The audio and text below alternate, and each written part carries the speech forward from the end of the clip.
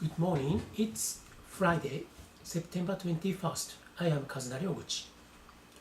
I am a Korean teacher in Okaya City, Nagano Prefecture. Yesterday,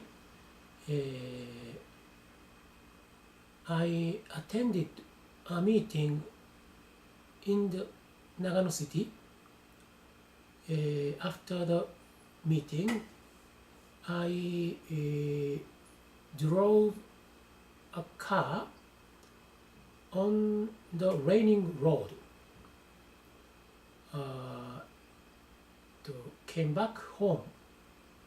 It was very late night, so I was tired.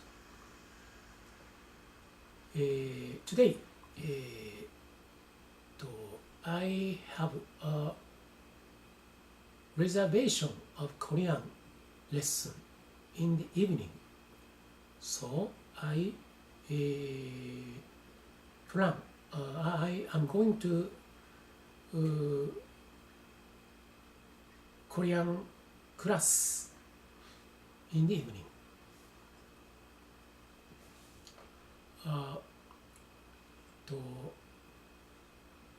Also today, it will continue raining. Thank you.